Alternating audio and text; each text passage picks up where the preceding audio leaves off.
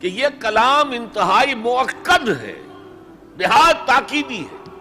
پہلے تو اللہ قسم کھا رہا ہے، اللہ بغیر قسم کھائے بھی کوئی بات کہے تو مستند ہے ان کا فرمایا ہوا، لیکن تاکید کے لیے والعصر زمانے کی قسم کھائی۔ ان الانسان لفی خسر، ان تاکید کے لیے، لفی لام پھر تاکید کے لیے، خسرن تفخیم کے لیے، معمولی خسارہ نہیں، 1000 2000 لاکھ 2 لاکھ کروڑ 2 کروڑ کا خسارہ نہیں، بہت بڑا خسارہ، تاکید کی انتہا ہے۔ یہ 4 باتیں نوٹ کرنے کے بعد اب ذرا اس کا ترجمہ اور اس کا انالیسس دیکھیے۔ آیتیں 3 ہیں، والعصر زمانے کی قسم ہے۔ یہ کلام مفید نہیں بنتا، اس سے کوئی معنی سمجھ میں نہیں آتے جب تک یہ معلوم نہ ہو کہ کس بات پر قسم کھائی جا رہی ہے۔ لہذا بات بنے گی والعصر ان الانسان لفی خسر، اب یہ کلام مفید ہے، اس کے معنی سمجھ میں آ گئے۔ اسی طرح تیسری آیت کے کوئی معنی نہیں بنتے جب تک کہ دوسری آیت کے ساتھ نہ جڑے، الا الذین آمنوا وعملوا الصالحات وتواصوا بالحق وتواصوا بالصبر، سوائے ان کے جو ایمان لائے اور جنہوں نے نیک عمل کیے، جنہوں نے حق کی وصیت کی اور جنہوں نے صبر کی وقت تاکید کی۔ بھئی یہ اللہ سے کلام شروع ہو رہا ہے تو یہ تو مستثنا ہے نا، مستثنا من ہو کیا ہے، کس سے مستثنا کیا جا رہا ہے، دوسری آیت کے ساتھ جوڑیں گے تو معلوم ہوگا کہ ہاں اب یہ کلام مفید ہے۔ ان الانسان لفی خسر الا الذین آمنوا وعملوا الصالحات وتواصوا بالحق وتواصوا بالصبر۔ اس سے کیا بات سامنے آئی؟ انگریزی میں جب آپ انالیسس کرتے ہیں کمپلیکس سینٹنس کا تو اس کا پرنسپل کلوز ایک ہوتا ہے۔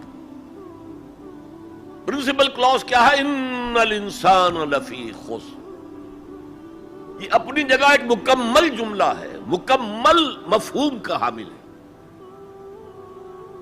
اگرچہ پہلی آیت بھی اسی کے ساتھ جڑ جائے گی، تیسری بھی جڑ جائے گی، اور یہ تینوں مل کر بھی ایک جملہ بنتے ہیں۔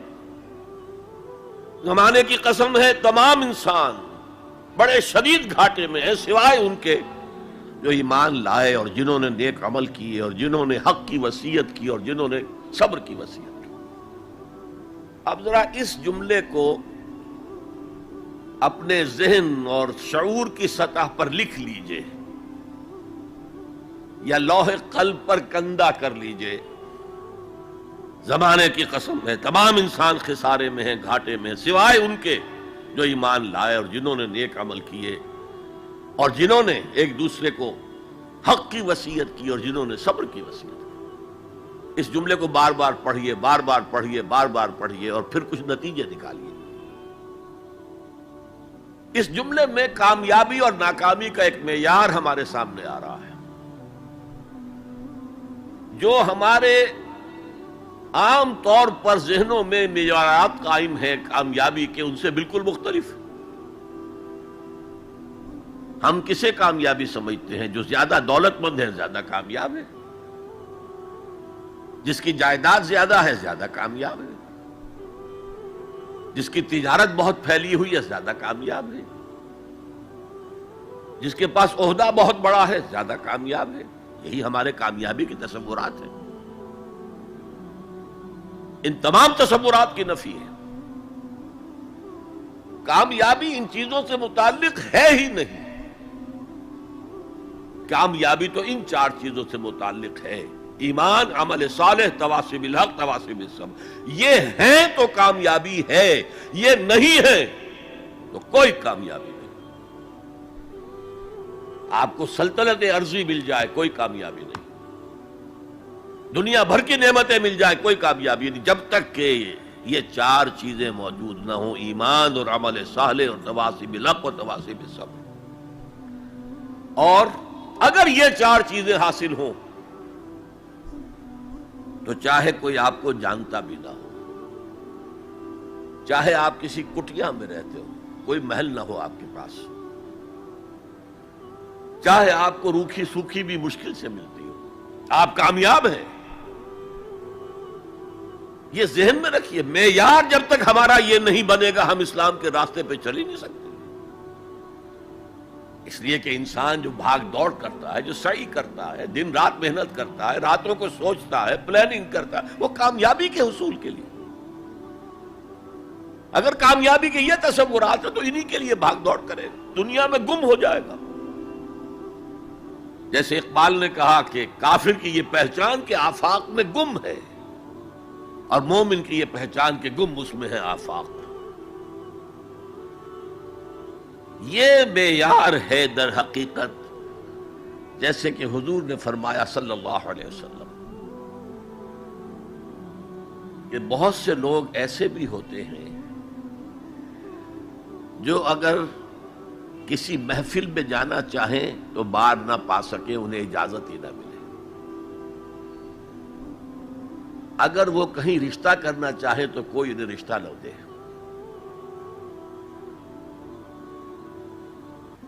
لیکن اللہ کی نگاہ میں ان کا وہ مقام ہوتا ہے کہ اگر وہ بھولے سے کسی بات پر قسم کھا لے تب بھی اللہ ان کی قسم کی لاج رکھتا ہے. آپ سوچئے ابو ہریرہ کا کیا مقام تھا، ابو ذر کا کیا مقام تھا. حضور فرماتے ہیں صلی اللہ علیہ وسلم من کان یسرہ ان ینظر الی زہد عیسیٰ فلینظر الی صاحب ابی ذر. جس شخص کو اس سے خوشی حاصل ہوتی ہو کہ حضرت عیسیٰ کا زہد اپنی آنکھوں سے دیکھے تو میرے اس ساتھی، میرے اس دوست ابو ذر کو دیکھ لے. یہ لوگ ہیں کامیاب ترین. حضرت علی کی جب شادی ہو رہی تھی حضرت فاطمہ سے رضی اللہ تعالی عنہما، ان کے پاس کوئی مکان نہیں تھا. ایک انصاری صحابی نے ایک حجرہ دیا ہے جس میں کہ وداع ہو کر حضرت فاطمہ گئی. کوئی گھر نہیں تھا، فقراء صحابہ میں سے تھے. مہر دینے کے لیے کچھ نہیں تھا. حضور نے پوچھا کچھ ہے علی تمہارے پاس مہر دینے کے لیے؟ عرض کیا حضور کچھ نہیں میرے پاس. فرمایا تمہارے پاس وہ زرہ ہوتی تھی ایک؟ عرض کیا جی زرہ تو ہے، لیکن ظاہر بات ہے زرہ تو ہتھیار ہے، جنگ کے لیے ہے، جہاد فی سبیل اللہ کے لیے. آپ نے فرمایا جاؤ اسے بیچو یا گروی رکھو، کچھ لے کر آؤ، مہر تو دینا ہے. کیا اس مفلسی کی وجہ سے حضرت علی ناکام انسان تھے؟ لیکن واقعہ یہ ہے کہ کامیابی کے اور ناکامی کے اس معیار پر ہمارا دل ٹھکتا نہیں. دل ٹھک جائے تو کیا کہنے، زندگی میں انقلاب آ جائے. میں جو بات کہہ رہا ہوں دل گواہی دے گا کہ صحیح ہے، لیکن برا نہ مانے تو میں عرض کروں گا قرآن مجید میں ایک آیت آئی ہے کہ اے محمد جو کچھ آپ کہہ رہے ہیں صلی اللہ علیہ وسلم کوئی بات لگتی تو ٹھیک ہے. ان نظن الا ظنا وما نحن بمستيقنين. گمان سا تو ہوتا ہے جو آپ کہہ رہے ہیں ٹھیک ہے، ہمیں یقین نہیں ہوتا. اور یقین جب تک نہیں ہوگا وہ آپ کی زندگی پر وہ اثر انداز نہیں ہو سکتا. وہ معیار کہنے کو ہم کہتے ہیں ہمارا آخرت پر ایمان ہے، اور آخرت کی زندگی ابدی زندگی ہے، اور اصل زندگی آخرت کی زندگی ہے. وَإِنَّ دَارَ الْآخِرَةَ لَهِيَ الْحَيَوَانُ. لیکن ہماری بھاگ دوڑ، ہماری سعی و جہد، کہاں سے کہاں ہم جاتے ہیں اچھے کیریئرز کی تلاش میں. اور ایک ملک کے اندر بھی ادھر جاؤ ادھر جاؤ، ادھر جا کر کوئی تلاش کرو، ملک سے باہر بھی عرب ممالک میں جاؤ، یو اے ای میں جاؤ، امریکہ میں جاؤ، اور کتنی خبریں آتی، کتنے لوگ مرتے ہیں انلیگل امیگریشن کی وجہ سے. پورے جہاز ڈوب جاتے ہیں.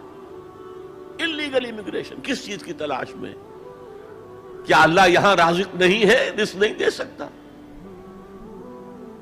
لیکن یہ کامیابی کی زندگی جس میں چمک ہو دمک ہو، تو اقبال کہتے ہیں کہ خرد کو خیرہ کرتی ہے، عقل کو خیرہ کرتی ہے چمک تہذیب حاضر کی. یہ صناعی مگر جھوٹے نگوں کی ریزہ کاری ہے، یہ جھوٹے رزقوں کی ریزہ کاری ہے، کوئی اس کی حقیقت ہی نہیں۔ تو پہلی بات زمانے کی قسم ہے، تمام انسان خسارے میں ہیں، یقیناً ہیں، یقیناً ہیں، سوائے ان کے جو چار شرطیں پوری کریں، الا الذین آمنوا وعملوا الصالحات وتواصوا بالحق وتواصوا بالصبر۔ اب دوسری بات نوٹ کیجئے، یہ نجات کے منیمم تقاضے ہیں۔ اگرچہ میں یہاں نجات کا لفظ استعمال کر رہا ہوں، اول وہلے میں نجات پا جانا، قیامت کے دن ہی ہمارا اللہ تعالیٰ جو ہے ہمیں حکم دے دے، جاؤ داخل ہو جاؤ جنت میں، ادخلوہا خالدین۔ وہ جو تصور ہے کہ اگر کسی کے دل میں ایمان ہے اور گناہوں کا پلڑا بھاری ہے نیکیوں کے پلڑے سے، تو وہ اپنی گناہوں کے بقدر سزا پا کر جہنم سے نکال کر جنت میں داخل کر دیا جائے گا، وہ میرا اس وقت موضوع نہیں ہے۔ اول وہلے میں نجات، میدان حشر میں نجات، وہ نجات جو ہے اس کے یہ منیمم لوازم ہے۔ کیوں؟ اگر کہا جاتا یقیناً ان لوگوں کے مراتب بہت عمدہ ہیں، بہت اونچے ہیں، بہت اعلیٰ ہیں، عرفہ ہے، جو یہ چار شرطیں پوری کرے، تو اس کا مطلب کیا تھا کہ اس سے کم میں بھی گزارا ہو سکتا ہے۔ زیادہ اونچا رتبہ نہ صحیح، زیادہ اونچی جنت نہ صحیح، چھوٹی جنت ہی ہو جائے گی، لہذا اس سے کم پر بھی گزارا ہو سکتا ہے۔ لیکن یہاں کیا ہے؟ والعصر ان الانسان لفی خسر الا الذین آمنوا وعملوا الصالحات وتواصوا بالحق وتواصوا بالصبر۔ یہ تو منیمم تقاضا ہے، کم سے کم تقاضا ہے، لازمی تقاضا ہے، اس کے بغیر وہ فوری نجات ممکن نہیں۔ اب تیسری چیز، اور یہ ہمارے تصورات کی بڑی نفی کر دینے والی شے ہے، یہ چاروں شرطیں لازم ہیں، ہم سمجھ بیٹھے صرف ایمان سے نجات ہو جائے گی، اس سے بھی آگے ایمان ہو نہ ہو، ہم مسلمان ہیں، محمد کے امتی ہیں صلی اللہ علیہ وسلم، نجات تو ہو ہی جانی ہے۔ یہی تصورات ہیں کہ جنہوں نے ہمیں بے عمل کر دیا۔ جب بغیر کسی سعی کے، بغیر کسی محنت کے، بغیر کسی بھاگ دوڑ کے، بغیر کسی قربانی کے نجات حاصل ہو جائے، تو کس کا دماغ خراب ہوا ہے کہ وہ محنتیں کرے، مشقتیں کرے، قربانیاں دے، اپنا خون دے، اپنا مال دے۔ لہذا یہ چاروں چیزیں لازم ہیں۔ یہ اللہ کا کلام ہے، یہ شاعری نہیں ہے۔ شاعری میں مبالغہ بھی ہو جاتا ہے، اللہ کا کلام ایک ایک حرف،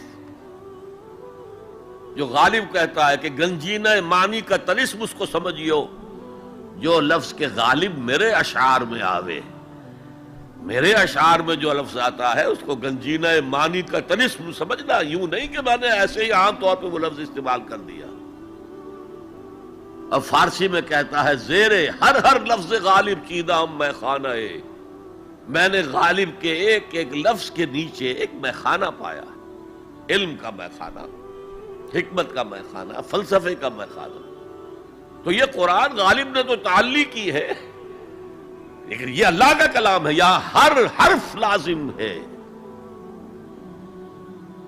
اسی لیے دیکھیے میں آپ کو جملہ سنا رہا ہوں امام رازی رحمت اللہ علیہ کا، جو میرے نزدیک جامع ترین تعبیر ہے اس بات کی جو میں آپ کے سامنے رکھ رہا ہوں۔ ان هذه الآیہ فیہا وعید شدید، لوگوں جان لو اس آیت میں تو بڑی شدید وعید ہے، بأن اللہ تعالی حکم بالخسار علی جمیع الناس، اس لیے کہ اللہ تعالیٰ نے تو فیصلہ کر دیا تمام انسانوں کے لیے خسارے کا، گھاٹے کا، تباہی کا، بربادی کا۔ الا من کان آتیا بہذہ الاشیاء الاربعہ، سوائے ان کے جو یہ چار چیزیں پوری کریں، وہی الایمان والعمل الصالح والتواصی بالحق والتواصی بالصبر۔ اب غور سے سنیے، فدل ذالک ان النجات معلقۃ بمجموع هذه الاشیاء، اس سے اس بات پر دلیل بنی ہے، رہنمائی ہوئی ہے کہ نجات کا تعلق ہے، نجات معلق ہے، نجات مشروط ہے ان چاروں چیزوں کے جمع ہو جانے سے، یہ نہیں کہ ایک چیز سے ہی آپ کو نجات حاصل ہو جائے۔ تو یہ کامیابی اور ناکامی کا ایک معیار،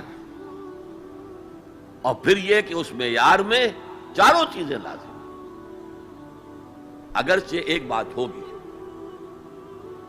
ہو سکتا ہے پہلی چیز میں انسان بہت اونچا ہو، دوسری میں اتنا اونچا نہ ہو، تیسری میں پھر اونچا ہو، چوتھی میں اتنا اونچا، یہ تو ہو جائے گا، لیکن بنیادی طور پر یہ چاروں شرطیں پوری ہوں گی تو نجات ملے گی، ورنہ نہیں۔ اس سورہ مبارکہ کے بارے میں یہ بنیادی باتیں آپ کے سامنے عرض کر کے اب میں آپ سے یہ بات کہنا چاہتا ہوں کہ قرآن کے سمجھنے کے دو درجے ہیں، ایک تذکر بالقرآن، قرآن سے سبق حاصل کر لینا، ایک تدبر قرآن، قرآن پر غور و خوض، گہرائی میں اترنا۔ قرآن میں ہو غوطہ زن اے مرد مسلمان، غوطہ لگاؤ گے تو تہ سے موتی نکال کر لاؤ گے نا۔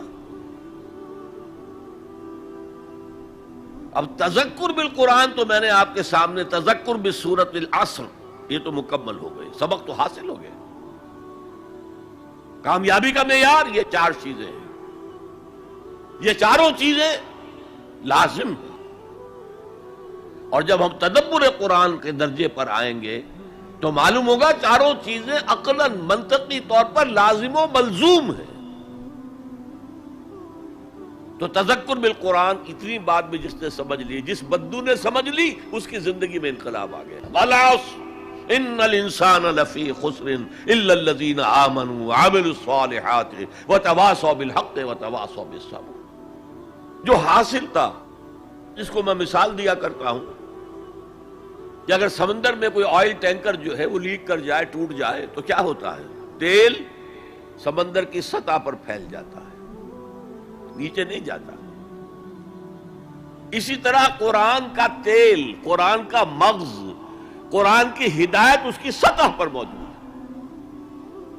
اسی لیے کہا گیا کہ تذکر بالقرآن نہایت آسان ہے، کیونکہ سطح پر موجود ہے، اس کے لیے گہری غوطہ زنی کی ضرورت نہیں ہے۔ وَلَقَدْ يَسَّرْنَا الْقُرْآنَ لِلذِّكْرِ فَهَلْ مِن مُدَّكِرٍ، یاد دہانی حاصل کرنے کے لیے ہم نے قرآن کو بہت آسان کر دیا ہے۔ تو ہے کوئی نصیحت اخذ کرنے والا، ہے کوئی بنیادی ہدایت کا طالب؟ فَهَلْ مِن مُدَّكِرٍ۔ تذکر بالقرآن کے اعتبار سے قرآن دنیا کی آسان ترین کتاب ہے، تدبر قرآن کے اعتبار سے یہ دنیا کی مشکل ترین کتاب ہے۔ کسی انسان کے لیے اس کی تہ میں پہنچ جانا ممکن نہیں ہے، بس مستثنا اگر ایک ذات ہو سکتی ہے تو حضور صلی اللہ علیہ وسلم کی ذات مبارکہ۔ وہ تدبر قرآن پوری زندگیاں لوگ لگا کر یہ نہیں کہہ سکے کہ ہم نے پورا قرآن سمجھ لیا ہے۔ 30 جلدوں میں امام رازی تفسیر لکھ رہے ہیں، لیکن کتنے ہی مقامات پہ آخر میں کہتے واللہ عالم، اللہ بہتر جانتا ہے، بس یہ میرا خیال یہ ہے، میں یقین سے نہیں کہہ سکتا۔ جیسے اقبال کا جو خطبات ہیں، اقبال کے جو مدراس میں دیے گئے تھے، The Reconstruction of Religious Thought in Islam،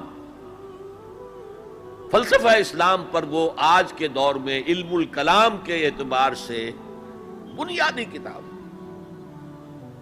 لیکن اس کے دیباچے میں لکھتے ہیں میرا یہ دعویٰ نہیں ہے کہ جو کچھ میں نے کہا ہے وہی صحیح ہے، ہو سکتا ہے کہ وقت گزرنے کے ساتھ صحیح تر باتیں سامنے آئیں، ہمارا کام یہ ہے کہ طالب علمانہ انداز میں غور و فکر جاری رکھیں۔ تو تدبر قرآن کی کوئی حد نہیں، پوری زندگیاں لگا کر خاص طور پر امام رازی کا ایک جملہ تو مجھے بھولتا نہیں ہے، سورہ حدید کی جو آیت ہے هو الاول والآخر والظاہر والباطن، وہاں ایسے معلوم ہوتا ہے جیسے کھڑے کانپ رہے ہیں، لرز رہے ہیں۔ هذه الآیت اعلم ان هذا المقام مقام غامض عمیق مہیب، جان لو کہ یہ مقام بہت گہرا ہے، بڑا پرہیبت ہے اور بہت غامض ہے، اس کے مضامین آسانی سے سمجھنے والے نہیں ہیں۔ تو بہرحال اس تدبر قرآن کے اعتبار سے اب میں گفتگو کروں گا۔ والعصر، زمانے کی قسم ہے۔ پہلی بات یہ نوٹ کیجئے کہ قسم جو قرآن مجید میں کھائی گئی ہے یا کھائی گئی ہیں قسمیں، ان سے مراد کیا ہوتا ہے؟ ہم اگر قسم کھاتے ہیں اپنی کسی بات پر، اللہ کی قسم ہے، تو گویا کہ اللہ کو گواہ کے طور پر پیش کرتے ہیں کہ اللہ جانتا ہے، اللہ گواہ ہے، جو میں کہہ رہا ہوں سچ ہے۔ لیکن ہم قسم کھائیں گے کسی بزرگ ہستی کی، بڑی شے کی، اللہ کی قسم۔ قرآن میں جو متکلم ہے اللہ، اس سے اوپر کون ہے؟ لہذا قرآن مجید کی قسموں میں صرف ایک شے ہے، شہادت، گواہی۔ چنانچہ ترجمہ کیا ہوگا؟ زمانہ گواہ ہے کہ تمام انسان سے سارے۔ نمبر 2 نوٹ کیجئے، عصر کے معنی کیا؟ زمانہ، صرف زمانہ نہیں، وہ زمانہ جو تیزی سے گزر رہا ہے۔ یہ 2 الفاظ استعمال ہوتے ہیں، ویسے تو عربی میں وقت کا لفظ بھی ہے، لیکن قرآن میں وہ لفظ آیا نہیں۔ 2 لفظ ہیں، عصر اور دہر، اور آپ کو معلوم ہے کہ دونوں کی یہ صورتیں ہیں، سورۃ الدہر بھی ہے، سورۃ العصر بھی ہے۔ ان دونوں میں فرق کیا ہے؟ فلسفے میں کہتے ہیں ایک سیریل ٹائم ہے، وہ وقت جو گزر رہا ہے، جس میں ماضی ہے، حال ہے، مستقبل ہے، یہ سیریل ٹائم۔ اور ایک دہر، یہ زمانہ، اس کی وسعت، یوں سمجھیے جدید اصطلاح میں time and space complex, time and space complex کو ظاہر کرتا ہے لفظ دہر۔ اسی لیے کہا گیا ہے هل اتى على الانسان حين من الدهر لم يكن شيئا مذكورا، ایک وقت ایسا بھی نہیں تھا کہ انسان کوئی قابل ذکر شے نہیں تھا۔ کیا تھا؟ گندے پانی کی ایک بوند۔ تو یہاں عصر کی جو قسم کھائی گئی ہے، اس کے مختلف پہلو ہیں جو علماء نے بیان کیے۔ یہ عصر تیزی سے گزر رہا ہے، تیزی سے گزر رہا ہے، تیزی سے گزر رہا ہے۔ غافل تجھے گھڑیال یہ دیتا ہے منادی، گردوں نے گھڑی عمر کی ایک اور گھٹا دی۔ آپ سمجھتے ہیں آج میری عمر 71 برس ہو گئی، جب 72 کے ہو گئے 1 سال اور عمر بڑھ گئی۔ ارے بڑی کہاں گھٹ رہی ہے؟ اگر 80 برس تمہاری عمر کل ہونی ہے تو 1 سال اور گھٹ گیا، اگلے سال 1 اور گھٹ جائے گا۔ تو یہ عمر بڑھ نہیں رہی، گھٹ رہی ہے۔ غافل تجھے گھڑیال یہ دیتا ہے منادی، گردوں نے گھڑی عمر کی ایک اور گھٹا دی۔ امام رازی نے بھی یہ واقعہ نقل کیا ہے کہ والعصر کا مفہوم میری سمجھ میں اس وقت آیا جبکہ میں نے بازار میں ایک برف فروش کو چیختے اور چلاتے ہوئے پایا، لوگوں جلدی جلدی میرا برف خرید لو ورنہ میں تباہ ہو جاؤں گا، اس لیے کہ وہ تو پانی بن جائے گا، پھر کیا قیمت اس کی ہوگی۔ اسی طرح یہ عمر جو ہے اس برف کی طرح پگھل رہی ہے، جا رہی ہے، لہذا یہ چونکانے کا انداز ہے۔ جیسے آپ کہتے ہیں زمانے کو تھام لو، زمانہ جو ہے اس کی قدر و قیمت کو پہچانو۔ والعصر، یہ تیزی سے گزر رہا ہے، یہ برف کی طرح پگھل رہا ہے۔ اس کا ایک اور مفہوم بھی ہے جو شروع میں عرض کر چکا ہوں۔ تاریخ انسانی گواہ ہے، جب انبیاء اور رسول کی دعوت مانی گئی، بہترین نظام قائم ہوا، بہترین معاشرہ قائم ہوا، بہترین سوسائٹی قائم ہوئی۔ اور جب ان کے راستے سے اعراض کیا گیا، تباہی آئی، بربادی آئی، ہلاکت آئی، اللہ کا عذاب آیا۔ والعصر، یہ زمانہ گواہ ہے۔ یاد کر لو قوم نوح کے انجام کو، یاد کر لو قوم ہود کے انجام کو، یاد کر لو قوم صالح کے انجام کو، یاد کر لو قوم لوط کے انجام کو، یاد کر لو قوم مدین کے انجام کو، یاد کر لو آل فرعون کے انجام کو۔ والعصر ان الانسان لفی خسر الا الذین آمنوا وعملوا الصالحات وتواصوا بالحق وتواصوا بالصبر۔ مجھے ایک انگریزی نظم کا بھی ایک سٹینزا یاد آ رہا ہے، ویسے بڑی پیاری نظم ہے پوری کی پوری، سام آف لائف، زندگی کا ترانہ، ترانہ ہے زندگی۔ اس کا جو سٹینزا میں سنانا چاہتا ہوں: art is long and time is fleeting and our hearts, though stout and brave, still like muffled drums are beating funeral marches to the grave۔ کام تو بہت بڑا ہے، بہت لمبا پڑا ہوا ہے، اور یہ وقت بھاگ رہا ہے، دوڑ رہا ہے۔ عصر کہتے ہیں تیزی سے دوڑنے والا وقت، اعصار کہتے ہیں آندھی، جھکڑ، تیز ہوا، اعصار۔ عصر کا وقت وہ ہے جبکہ تیزی سے دن ختم ہو رہا ہے۔ Art is long and time is fleeting and our hearts, though stout and brave، اگرچہ ہمارے دل ابھی بڑے مضبوط ہیں، بڑی بہادری ہے، still like muffled drums are beating funeral marches to the grave۔ یہ آپ کے سمجھ میں آئے گا جب کوئی جنرل، بڑا فوجی افسر جو ہے وہ مرتا تھا، اس کا جنازہ جو ہے کیریئر پر رکھ کر اس کی قبر کی طرف لے کر جاتے تھے، اور ڈرم بجایا جاتا تھا، لیکن ڈرم کے اوپر کپڑا چڑھا دیا جاتا تھا، وہ اس کی شارپ نہیں آتی تھی وائس، بلکہ دبی ہوئی، مفل ڈرمز۔ تو اگرچہ ہمارے دل بہت توانا ہے، فی الحال کوئی بیماری ابھی نہیں آئی ہے، لیکن ہم تو در حقیقت still like muffled drums are beating heart beat کا لفظ جس طرح کہ وہ ڈرم بجایا جا رہا ہے، beating of the drum، اسی طرح beating of the heart، اس کے ساتھ ہم قدم بقدم اپنے گریو، اپنی قبر کی طرف جا رہے ہیں۔ یہ ہے والعصر، زمانے کی قسم ہے، زمانہ گواہ ہے۔ ان الانسان لفی خسر، میں عرض کر چکا ہوں یہ مرکزی آیت ہے، مرکزی مضمون ہے۔ اسے آپ کہہ سکتے ہیں انسان کا حزنیہ، ہیومن ٹریجڈی۔ آپ کو معلوم ہے گوتم بدھ کیا بپتا پڑی تھی اس پر کہ شہزادہ تھا کپل وستو کا، محل میں رہتا تھا، جوان بیوی تھی، ایک بچہ بھی، بیٹا وہ بھی تھا، جوان بیوی کو اور بیٹے کو چھوڑ کر جنگلوں میں نکل گیا۔ کیوں؟ اس نے دیکھا دنیا میں دکھ بہت ہے۔ کہیں وہ دیکھا اس نے اندھا ایک آدمی ہے، وہ ٹھوکریں کھا رہا، گر رہا ہے۔ کہیں دیکھا کسی کا بچہ جو ہے عالم نزع میں ہے، کوئی کچھ نہیں کر سکتا، رو رہے ہیں، پیٹ رہے ہیں۔ کہیں دیکھا جنازہ جا رہا ہے، کندھے کے اوپر رکھ کر لے جا رہے ہیں۔ تو اس کے فکر کا مرکزی نقطہ کیا ہے؟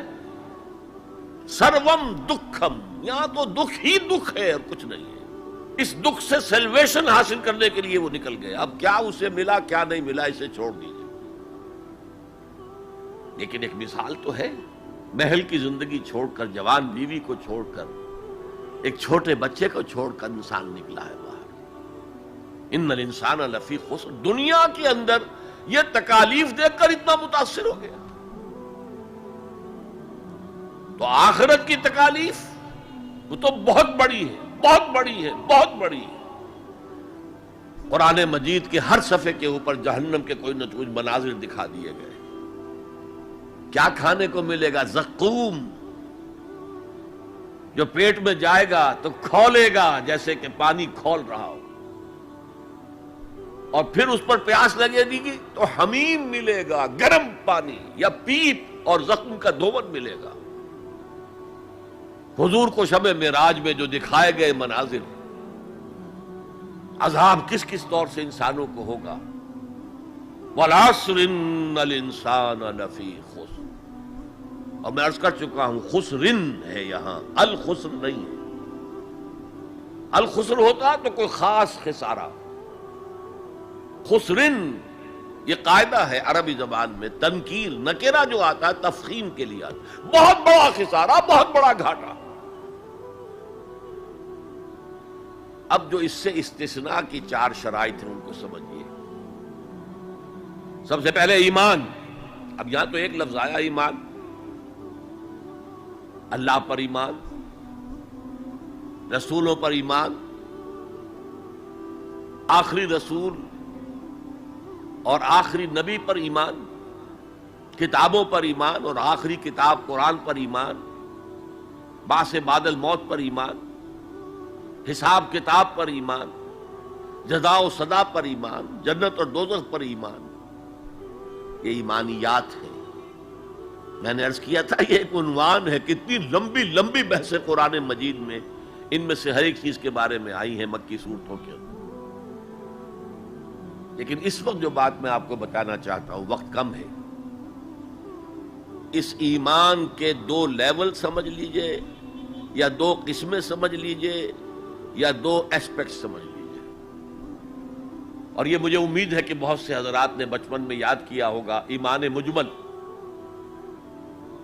آمنت باللہ کما ہوا باسمائہ وصفاتہ وقبلت جمیع احکامہ اقرار باللسان وتصدیق بالقلب۔ ایمان کے یہ 2 درجے ہیں، زبان سے اقرار، جو کہے، کسی مذہب کا ماننے والا ہو، ہندو ہو، سکھ ہو، پارسی ہو، عیسائی ہو، جو کہے اشہد ان لا الہ الا اللہ واشہد ان محمد رسول اللہ، ایسے ہے محسوس ہوتا ہے کہ ایک لائن کھچی ہوئی تھی، پہلے ادھر تھا فوراً ادھر آ گیا۔ یہ ہے اقرار باللسان۔ لیکن اس ایمان کا فائدہ صرف اس دنیا میں ہے،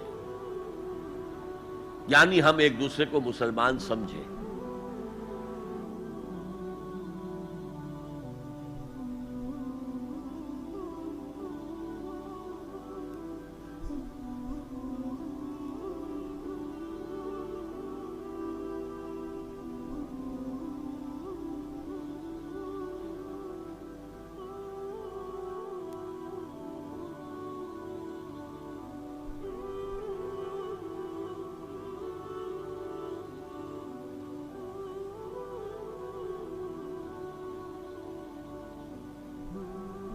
اس کی حیثیت قانونی ایمان کی ہے۔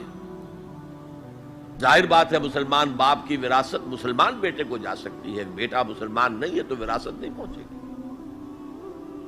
who is a Muslim and who is not a Muslim، یہ لیگل کوسچن۔ مسلمان ریاستوں کے اندر دستور میں ہوگا کہ یہاں ہیڈ آف دی اسٹیٹ مسلمان ہوگا، تو کتنا بڑا لیگل کوسچن ہے کہ کون ہے واقعی مسلمان کون نہیں ہے، تو بہت اہم ہے۔ لیکن اس کا سارا معاملہ اس دنیا تک ہے کہ ہم ایک دوسرے کو مسلمان سمجھیں۔ میں اپنی بیٹی نکاح میں دے سکتا ہوں کسی مسلمان کو۔ اصل ایمان کیا ہے؟ تصدیق بالقلب، جب دل میں اتر جائے، دل میں کھب جائے، وہ ہے اصل ایمان۔ ہم دنیا میں اس کو زیر بحث لا نہیں سکتے، ہمارے پاس کوئی آلہ نہیں ہے دل میں اتار کر دیکھ لیں ایمان ہے کہ نہیں ہے، کوئی نہیں۔ الیکٹرو کارڈیوگرام کر لیجئے، یہ تو پتہ چل جائے گا کہ اس میٹنگ کے اندر کچھ جو ہے irregularity ہے۔ اینجیو پلاسٹی کر لیجئے، معلوم ہو جائے گا کہ اتنی وینز بلاکڈ ہیں۔ بس دل میں ایمان ہے یا نہیں، اس کا کوئی ذریعہ ہمارے پاس نہیں۔ لہذا دنیا میں ہم ایمان پر بحث ہی نہیں کر سکتے۔ ہم کسی کے بارے میں یہ نہیں کہہ سکتے یہ صاحب ایمان ہے اور یہ نہیں ہے۔ ہاں مسلمان ہے تو مسلمان کے جو حقوق ہیں اسے ملیں گے۔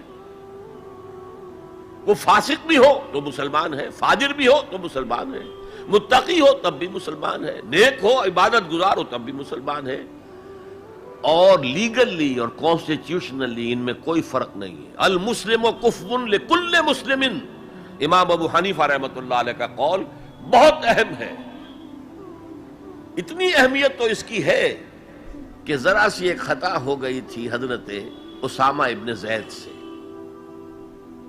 حضور کو بہت محبت تھی اسامہ سے، اپنے پوتے کی طرح سمجھتے تھے، اس لیے کہ زید کو تو اپنا بیٹا بنایا ہوا تھا، زید ابن حارثہ کو.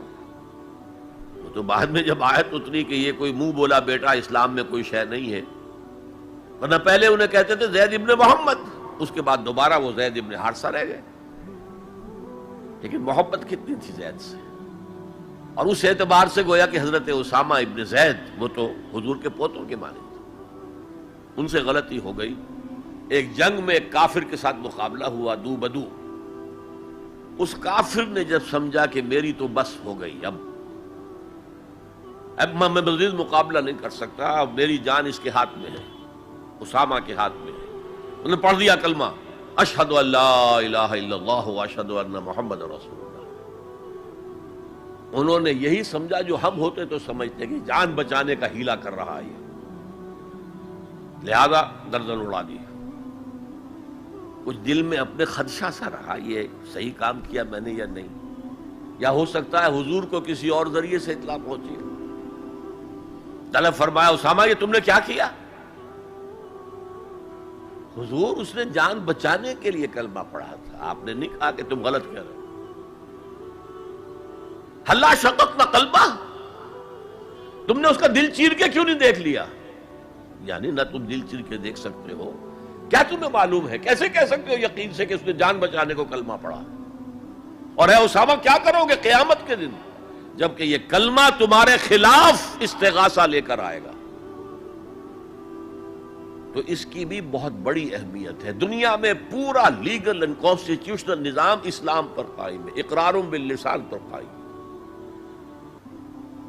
لیکن اصل ایمان دل میں.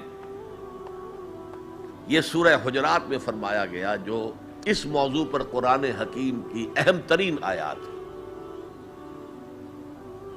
آیت نمبر 14 ہے یہ. قالت الاعراب آمنا قل لم تؤمنوا ولکن قولوا اسلمنا. اے نبی یہ بدو جو ہیں یہ کہہ رہے ہیں ہم ایمان لے آئے، دعویٰ کر رہے ہیں ایمان کا. آپ ان سے کہہ دیجئے تم ایمان ہرگز نہیں لائے ہو، یوں کہو کہ ہم مسلمان ہو گئے ہیں، ہم نے اطاعت قبول کر لی. وَلَمَّا يَدْخُلِ الْإِيمَانُ فِي قُلُوبِكُمْ، ابھی تک ایمان تمہارے دلوں میں داخل نہیں ہوا. اللہ تو کہہ سکتا ہے نا. یہ کون سے بدو تھے اصل میں جان لیجئے. اذا جاء نصر اللہ والفتح ورأيت الناس يدخلون في دین اللہ افواجا. جب حضور کو آخری فتح حاصل ہو گئی تو اب تمام قبیلوں نے باہم مشورہ کیا اپنی اپنی جگہ پر. It's no use resisting now. اب ہم مزید جو ہے محمد کا راستہ روک نہیں سکتے صلی اللہ علیہ وسلم. چلو چلے اور چل کر اسلام لے آئے. اب اس وقت جو اسلام لائے لوگ ان کی 3 حالتیں ہو سکتی تھی. ایک تو یہ کہ واقعی ایمان دیانت کے ساتھ، شعور کے ساتھ، خلوص کے ساتھ ایمان لائے تو وہ مومن ہو گئے. اور ایسا بھی ہو سکتا ہے کچھ لوگوں نے سوچا کہ اب تو ہمارا بس جو ہے نہیں چل رہا ہے، ابھی تو دبک جاؤ ذرا، پھر موقع کا انتظار کر کے کھڑے ہوں گے دوبارہ اور پھر ہم ان کو ختم کر دیں گے. جیسے کہ ہوا حضور کے انتقال کے بعد کتنے بڑے بڑے فتنے اٹھے. جھوٹے نبی کھڑے ہو گئے، مانعین زکوٰۃ کھڑے ہو گئے. تیسرا کہ نہ تو مثبت طور پر ان کے دلوں میں ایمان تھا، نہ منفی طور پر دھوکہ دینا مقصود تھا. بس ٹھیک ہے سب جا رہے ہیں ہم بھی ایمان لے آتے ہیں. نہ ایمان نہ نفاق. وہ پہلے جنہوں نے دھوکہ دینے کے لیے اور ٹائم گین کرنے کے لیے اور اس لیے کہ اب ہمارا بس نہیں چل رہا ہے پھر دیکھیں گے پھر کھڑے ہوں گے، جو انہوں نے یہ کیا وہ منافق. جو صدق دل سے ایمان لائے وہ مومن. درمیان میں وہ جو رہ گئے وہ مسلم تو ہیں، منافق بھی نہیں ہے مومن بھی نہیں. اس بحث پر ایک عنوان قائم کیا ہے امام ابن تیمیہ نے. اثبات الاسلام بغیر الایمان، بغیر ایمان کے اسلام کا اثبات. اس لیے کہ جب قرآن یہ کہہ رہا ہے قالت الاعراب آمنا قل لم تؤمنوا ولكن قولوا اسلمنا ولما يدخل الايمان في قلوبكم، لیکن اگر تم اللہ اور اس کے رسول کی اطاعت کرتے رہے تو ہم تمہارے اعمال میں سے کچھ کمی نہیں کریں گے. اس کا مطلب کیا ہوا؟ منافق تو نہ ہوئے. اگر منافق ہوتے تو منافق کا تو کوئی عمل قبول نہیں، لہذا نہ مومن نہ منافق بلکہ مسلم، صرف مسلم، صرف مسلم. آج کے مسلمانوں کا آپ اگر جائزہ لیں، تجزیہ کریں، عظیم اکثریت 1,00,000 میں سے 99,999 اس کیٹیگری میں فال کریں گے. ایمان کہاں ہے؟ یقین کہاں ہے؟ ہر شخص اپنے گریبان میں جھانکے مرنے کے بعد جی اٹھنے کا یقین ہے؟ کیا یقین ہے کہ اصل زندگی آخرت کی زندگی ہے؟ وَإِنَّ دَارَ الْآخِرَةَ لَهِيَ الْحَيَوَانُ. یقین ہے؟ یقین ہے کہ یہ قرآن اللہ کا کلام ہے؟ سورہ واقعہ کی آیات أَفَبِهَذَا الْحَدِيثِ أَنْتُمْ مُدْهِنُونَ وَتَجْعَلُونَ رِزْقَكُمْ أَنَّكُمْ تُكَذِّبُونَ. تم اپنے عمل سے قرآن کی تکذیب کر رہے ہو. کہتے تو ہو قرآن اللہ کا کلام ہے، ہمارا عقیدہ ہے. اللہ نے سود کو حرام کیا، تم سودی کاروبار کر رہے ہو. مَا آمَنَ بِالْقُرْآنِ مَنِ اسْتَحَلَّ مَحَارِمَهُ. کوئی ایمان نہیں ہے قرآن پر اس شخص کا جس نے اللہ کی حرام کردہ شے، قرآن کی حرام کردہ شے کو اپنے لیے جائز ٹھہرا لیا. تو یہ ایمان ہے اصل میں وہ شے جو دل میں داخل ہو جائے. چنانچہ یہاں تو نفی کی گئی نا اس کی. تم اپنے آپ کو مسلمان کہہ سکتے ہو، مومن نہیں کہہ سکتے. لیکن صحابہ کرام جو سچے اور پکے مومن تھے ان کے بارے میں کیا فرمایا؟ وَلَكِنَّ اللَّهَ حَبَّبَ إِلَيْكُمُ الْإِيمَانَ وَزَيَّنَهُ فِي قُلُوبِكُمْ. اللہ نے تمہارے نزدیک ایمان کو محبوب کر دیا ہے اور اسے تمہارے دلوں کے اندر کھبا دیا ہے، مزین کر دیا ہے، منور کر دیا ہے تمہارے دلوں کو. دل کا ایمان یہ ہے اصل ایمان. یہ بدو کہہ رہے ہیں ہم ایمان لے آئے. اے نبی کہہ دیجئے تم ایمان ہرگز نہیں لائے ہو. ما آمن تم نہیں آیا ہے، لم تؤمنوا یہ تاکید کے لیے ہوتا ہے، بہت تاکید. ہرگز ایمان نہیں لائے ہو.